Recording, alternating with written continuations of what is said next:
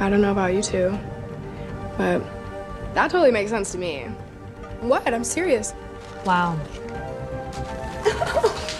What? I'm being serious. Madam Web is the latest entry in Sony's Marvel Spider-Man universe, which isn't even about Spider-Man, or really Marvel characters that people care about altogether. And if you think about it, Madam Web isn't even really a good movie, or a competent one at that. It's just the setup for a movie that's not really ever going to come. And well, it's hilarious. Madam Web is hilarious, and you can't convince me otherwise. It's been more than a month since this movie came out, so I'm pretty much going to be saying what everyone's been saying, and that's that this movie is hot garbage. I mean, the movie is so bad, it's kind of hard to believe it was made by a major studio. And what's even crazier is that Sony, who distributes these movies, think this is what we want to see. I mean, their animated films are amazing. Spider-Man Across the Spider-Verse was one of the best movies of last year. It even outdid Spider-Man No Way Home.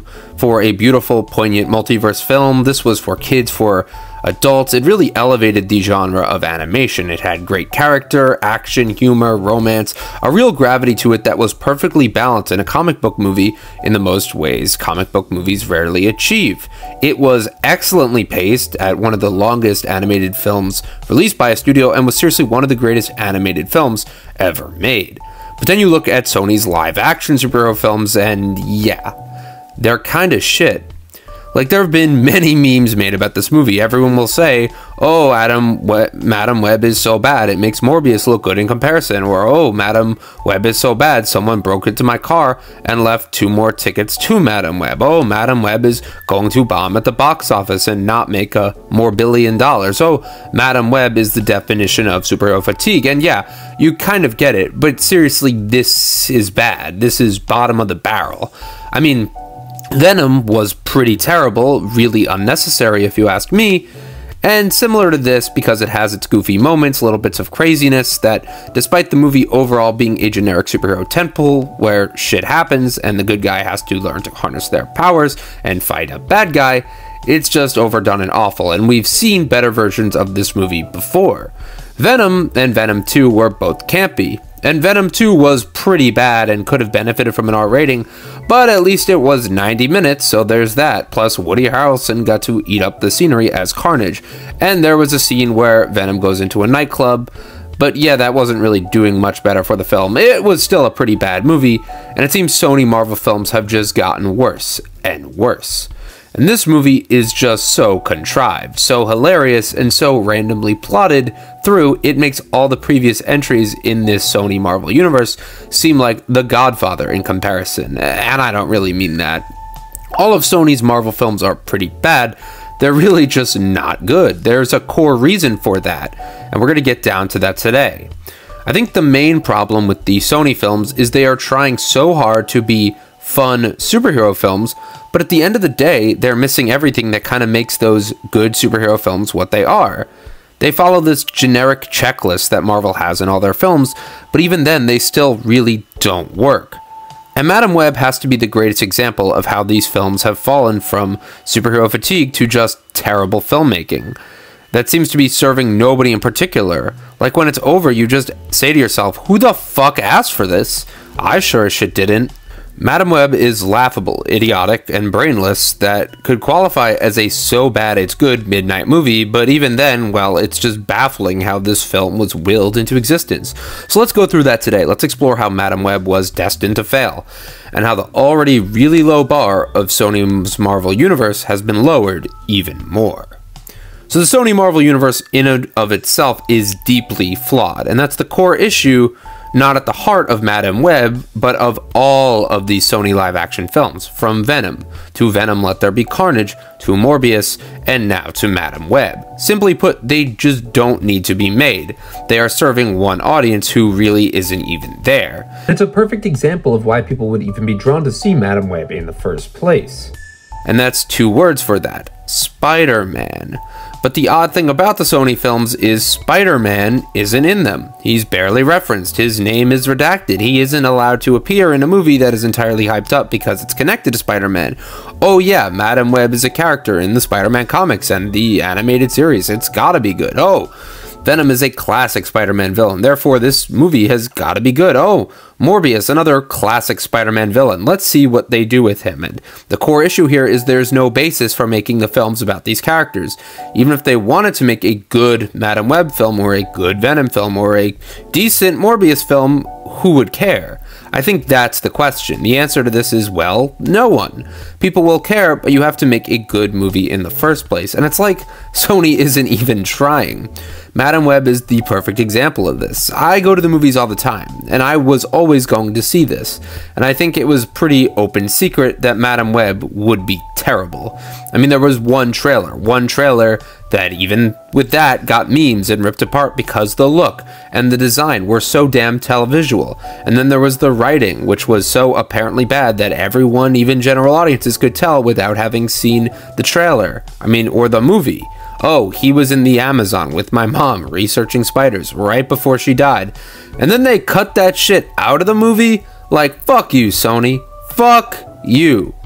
It's interesting to me that they keep making these films because, like I posited before, who wants to watch a Spider-Man film without Spider-Man? And the answer is nobody. People will say, well, Sony's trying to retain the rights to Spider-Man, so they have to make these films. And that may be true. It's a little known fact outside of the comics world, but the reason Sony has distribution to these characters is because they bought the rights from Marvel more than 2 decades ago. That was when Marvel was broke, before they had the success of the X-Men franchise and the Tobey Maguire Spider-Man franchise, which they made in collaboration with Sony. So Spider-Man is this MCU character now. He's the only character who gets to have his films made outside of the Marvel brand, except for Universal, who still kinda owns the rights to Hulk. Where Marvel built their own studio and is the sole producer and distributor for their films. Notice how the opening credits of all the MCU films all just say Marvel Studios. They don't have any other production company. It's all them. Sony, however, gets to share the rights to Spider-Man and all the characters from his comics. So that means villains like Morbius, Venom, and now a side character like Cassandra Webb, they own that. They can do what they want with those characters. It's kind of like a shared child from a divorce. That goes from home to home, appearing in both Marvel and Sony projects. But Sony is like the worst parent. Apparently, the MCU has a hold on Spider-Man, so Sony really just gets to flex their side characters and properties they have full control of, which is kind of the problem, if you can even call it flexing. They're stuck making these films that are based on characters no one really gives a shit about. To be fair, Venom is a fucking awesome and beloved character, but they still managed to fuck that movie up. To be fair, Madam Web could be a great movie, but they really managed to fuck it up with an awful plot, terrible camera work, editing, casting, and just laughable dialogue. Everything in this film went wrong, and where it seems like it'd be easy to blame the filmmakers, you kind of have to understand what they had to work with, which just makes you understand just how tough of a situation is. A bad script always means you can't save a movie, no matter how good the director or cast is. But it appears everything in this film is broken, right down to the core. So let's break down what happens in Madam Web and why it is one of the worst superhero films of all time. So the film opens in 1973 in the jungles of Peru. A research team led by Ezekiel Sims and his pregnant colleague Constance Webb discovers an unidentified species of spider with rare healing properties. Ezekiel betrays the team and claims the spider for himself before leaving Constance for dead. An indigenous tribe attempts to save Constance, but she dies shortly after giving birth to Cassandra Webb. Now this opening right here is immediately flawed, and one of the moments I knew the film was going to suck, in a good way, outright. You have the camera work, which uses these crash zooms, which makes this seem like an episode of The Office, which I guess the filmmakers used to try and add emphasis to the action, because right away, it's just such a simple scenario that dials up from a 1 to an 11. So I can only imagine the director and DP thought, guys, what if we, intensified the action with those crash zooms? It worked well in Succession and some other well-liked TV, but this is just not TV. And the plot itself just makes no sense. We have no idea why this guy Ezekiel Sims wants the spider. We have no idea why he'll go as far as to betray Madam Web's mom for the spider. We have no idea why he'll kill her and steal the spider. All he says is, no one was there for me when my family was starving. Like, bro, what? What family? We've never even met you till less than a minute ago, and now he's killing her? Okay, movie? And then there's just the hilarious dialogue, which is even more hilarious because of how on the nose it is, and because everything is clearly ADR'd, also known as done in post-production, and it's so funny to watch because once you watch it, you can't unsee it. There's just lines of exposition being spouted while the characters' backs are turned, and it's just like they dubbed over all their lines, but what were they originally saying? I guess it doesn't matter. Moving on. 30 years later, 50 Shades of Grey's Dakota Johnson, also known as Cassandra Webb, also known as Madam Webb, going as Cassie, works as a paramedic in New York City alongside her coworker Ben Parker and some random dude named O'Neill. And one day, during a dangerous call to a car crash, Cassie falls into the water and has a near-death experience. Ben revives her, but she begins to experience visions. And initially, she dismisses them as deja vu, but after failing to prevent O'Neill's death, Cassie realizes she can see into the future. So another issue here is Cassie, also known as Madam Webb, the main protagonist. A big issue here is she wants nothing to do with the plot. She's one of the most inactive and uninteresting protagonists. She just sucks as a character.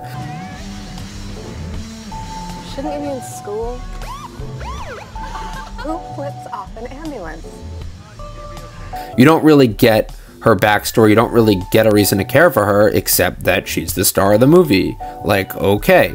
Early on, a little girl brings her a picture because Madam Webb saved her family in the car crash, but she's just like, okay, now get the fuck out of my face. Seriously. She just scoffs at this little girl. What am I supposed to do with this? Just put it in your pocket and then throw it away somewhere else. I can't even fold it. It's like cardboard. And it's a weird choice to make her this unlikable woman who wants to be left alone. I mean, I guess that's what they were going for, trying to make her independent or not liking to be around people, but it just doesn't work in this film. I guess it could work if they slowly build up that she finally learns to find family and friends, and she's been isolating herself for some reason. I don't know, because of dead mom, but even then that doesn't work because we never see Cassie, also known as Madam Webb, ever discuss her dead mom or talk about her really. She just goes to barbecues and acts like she doesn't want to be there. She goes to Mary Parker's baby shower, which basically edges you into waiting to hear Peter Parker's name, where she horrifies everyone with her stories of how people die in childbirth. She eats alone in her apartment. She just doesn't do much. And I guess the intention is to build her up to be lonely and so sad for the finale, where she can redeem herself from all that, but it just doesn't work. I mean, look at Bruce Wayne in Batman Begins, which isn't even a fair comparison because that movie is so much better.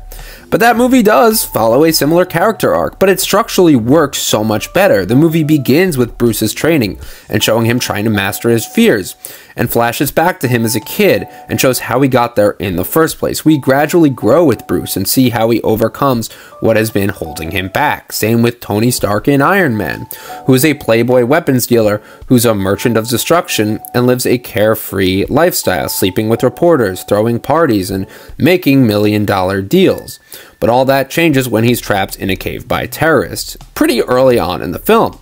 From then on, he wants to only do good and wants to work and make use of his weapons for the benefit of mankind. That's real. That's a real growth and a real journey. Where Madam Webb just has a character who doesn't want to grow, who just wants to be left alone so she can stay home and watch Idol in her apartment. She's the most actively uninteresting protagonist, and it shows. Meanwhile, it's the same on the villain side. We cut to the dude from the beginning, Ezekiel, who has limited precognition power and enhanced physical abilities. He randomly hires this NSA agent to collect information on these 3 random teenage girls who we've never seen before: Julie Cornwall, Anya Corazon, and Maddie Franklin. And his visions lead him to believe that they are destined to kill him. And on paper, that's good, right? But it just doesn't work. This guy says he wants to kill these 3 girls because they're going to ruin everything he's built. But we don't exactly know what he's built. We don't see what he's built. All we know is this is just the same dude from the beginning who stole the spider. It's all surface level. There's no depth, no backstory, no understanding why he wants to kill these girls. It makes for a fun bad movie that you can laugh about, but it just doesn't work in any other context. Who is he? Why does he even have these powers? What empire is he afraid of the girls tearing down?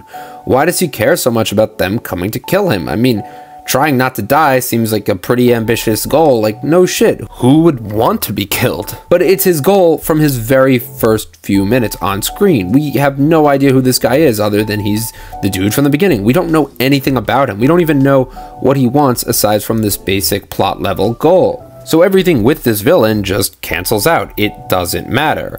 And that's the same with the hero side of things, which brings us to another reason this film just doesn't work. There's no chemistry. Everything is to serve the plot. Madame Web gets involved because she wants to save the girls, but only by coincidence. There's no meaningful connection that draws the girls to Cassie, also known as Madame Web. She just happens to take a random train and sees in one of her visions that this guy wants to kill them. So this is why she should get into superhero mode, right? She immediately sees this random Ezekiel Sims dude and these random girls and just thinks, oh, this guy is trying to kill you. At first, they just think she's crazy, which you would. I mean, Madame Web just still appears crazy throughout the film. But then they see this spider guy climbing up around the train trying to kill them, and they're like, oh shit, you're right, better go with the crazy lady rather that than be killed by this crazy spider guy. This is when you'd think Madame Web would establish trust and prove herself to be a decent protagonist and help the girls, right? She should save the girls, right? But what does she do next? She steals a taxi and kidnaps the girls, Julia, Anya, and Maddie, and takes them out of the city to hide them in a random deserted forest. And then she just leaves them there. Like, what the fuck? Then after kidnapping the girls, Cassie returns to her apartment and finds Constance's notes, which reveal Ezekiel's identity and the true nature of her powers. So she's now just getting caught up with the plot. All while she thinks it's a good idea to just leave these kidnapped girls in the forest. I mean, that just makes no sense. She's already going to be in trouble for kidnapping them because the plot has the police out to get her to build tension, I guess. But instead of bringing them to the police and explaining this, she just drives them out of the city, so now she's actually kidnapping them. I mean, it just makes no sense except to serve this plot, which doesn't work. Now, she would actually be convicted of a crime, but whatever, this needs to happen so the plot can continue. So Madame Web, who kidnaps the girls and tells them to just wait in the forest, she doesn't want them to leave. She says, stay here, you'll be safe, because she is invested in their lives now, for some reason, even though she's been shown to not give a shit about anyone. And of course, leaving them with no food and no water, they're gonna get hungry. So the girls ignore the kidnapper's instructions, go to a diner where the spider dude Ezekiel finds them. The girls are dancing to Britney Spears' Toxic on the table when the spider dude shows up and tries to attack them, but then Cassie just magically appears and rams him with the car. Then Cassie re-kidnaps the girls, brings them back to Queens where they take refuge in Adam Scott's house. Why does this happen? Because the plot needs to happen. So then the movie just pauses so Madame Web, even though she's a wanted criminal at this point, can somehow take a plane and leave the country to find out what happens to her mom. It just makes no sense. Isn't she, like, wanted? Aren't people going to be looking for her? But she gets on a plane so the plot can continue. So then Cassie flies to Peru and tracks down the tribal chief who saved her mother at the beginning of the film. The chief puts Cassie through a ritual that separates her soul from her body. I'm not kidding. She experiences a plane of higher consciousness where all living things are connected and where every possible future can be seen. She learns that Constance sought the spider to save her from a fatal hereditary disease. Meanwhile, Ben's pregnant sister-in-law, Mary, goes into labor earlier than expected, and he has to take her to the hospital along with the 3 girls, who are seen on camera when they're in the car. So then Ezekiel, who's been tracking them with his NSA technology, intercepts them again. But Cassie rescues the girl in an ambulance and distracts Ezekiel so Ben and Mary can escape. Oh yeah, Madame Web, like, flies back to the US somehow in the same day. The time frame is very unclear. And now she's back to helping them. So now Madame Web teams up with these 3 random girls she kidnaps. They lead Ezekiel to a condemned firework factory and set up traps to disorient him, while Cassie calls for a medical evacuation helicopter to fly to their location. Ezekiel destroys the helicopter and separates the girls, and then taunts Cassie with Constance's death. Cassie uses her powers to guide the girls to safety. This is literally one of the funniest parts of the movie, because we haven't seen this before. Now that she has this power, Dakota Johnson, like, turns into a ghost or something and, like, levitates the girls to safety. It's just hilarious because they make it seem like this is some epic moment, but we've literally never seen her do this before. So it's just comes off as kind of hilarious. Then Maddie like skates down this Coca-Cola sign, which is kind of funny. Just the imagery of this girl using a skateboard in a final battle. They set off the final trap, which fatally crushes Ezekiel. An ignited firework strikes Cassie in the face, blinding her. Cassie's taken to the hospital just as Mary gives birth to her son. Cassie wakes up to discover that she is now blind and a paraplegic. However, due to her injuries, her clairvoyance enables her to fully see into the future. Cassie assures her that in the future, she's going to mentor them for their new roles as superheroes when the time comes. And that's it. That's the end of the movie. That's it. It's really so bad and laughable. And the end, where Madame Web gains her powers and becomes a ghost, is just hilarious. And the movie waits till the very end to just show you any actual superhero scenes or girls in costume. I mean, the movie in marketing kept showing us that one shot of Sydney Sweeney in a spider suit. Yeah, like that's the one scene at the end, and in a vision early on, if that counts. So yeah, it's just clickbait, and you could argue the entire movie is just clickbait. You could say, oh, it's just a movie. They are hinting at what's to come. You don't really need the super suits. You don't need them acting like superheroes. But like, no, that's not how this works. This is a superhero film. You need the superhero action. Maddie Franklin skating down the Coca-Cola sign on a fireworks factory and saving them should not be what people pay good money to see in a big blockbuster IMAX form. No, that's just not epic. That's not blockbuster material. That's not movie material. It's just bad. It's terrible. The girls shouting each other's names while Dakota Johnson uses her ghost powers to float around is not exciting. It's not thrilling or tense. It's just bad. I mean, the final scene involving an ambulance and ramming a ambulance through the sign and the girls using CPR to stop the villain, like, that's it for as well as meaningful stepping stones in the story. It's just not a good film. It's just not a film at all. It's honestly insane that the movie got to this point where it could be made. I really think if they wanted to make this movie, they just should have done something different. They should have had the characters gain their powers early on. They should have at least had these girls in the super suits. To be fair, you don't need to show the girls in the super suits. I feel like there's this weird disappointment that, oh, we didn't get to see them as the characters. Like, sure, we've never even met these girls before, but there's just something so fundamentally broken about this film.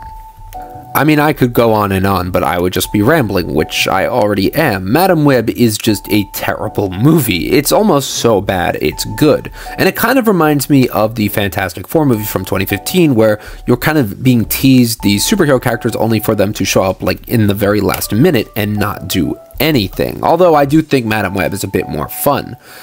And to be fair, like, the actors here might be great actors, but they just don't do anything in this film. It's just almost like they didn't want to be there. Dakota Johnson seems like she does not want to be in this film. She seems annoyed that she has to be reading all these lines. You have good actors like Sydney Sweeney, like Celeste O'Connor, like the girl who plays Anya Corazon, Isabelle Marquette. They're not bad, but they just don't feel like they're doing anything beyond what a standard superhero film would be doing, and they just don't have individual characters. The three of them are almost like one generic lump. Like, they're just always on screen together. They have their different personalities. You have Maddie, who's the street smart girl. You have Isabelle Marquette, who's the kind of book smart one. And then there's Sydney Sweeney character, who's just kind of nice and just sweet, but is trying to always get them to work together. But you just don't get that chemistry, and it never pays off in the final battle. They just kind of just join together because that's what the plot wants. Same with Dakota Johnson's character. You never get the sense that she's really cares about these girls. It's only because it's to serve the plot. Like the end where they say, oh, we need to team up and, you know, be a girl team. Like, it just doesn't work. Like, we've never really seen any interaction between them aside from her kidnapping them and then teaching them CPR, which they used to defeat the bad guy in like one scene. And as for the final battle, it's just so bad. Like them fighting on top of a condemned fireworks factory on a Coca-Cola sign, which probably sponsored the movie. Oh wait, it's Pepsi-Cola. Whatever. The point is, it just doesn't work. It's not epic. It's really nothing. And when you have a movie that's nothing, it's going to suck. So guys, let me know what you thought of Madame Web, even though you probably all hated it. And let me know what other reviews you'd like to see. And thank you all so much for watching. It's webbing time.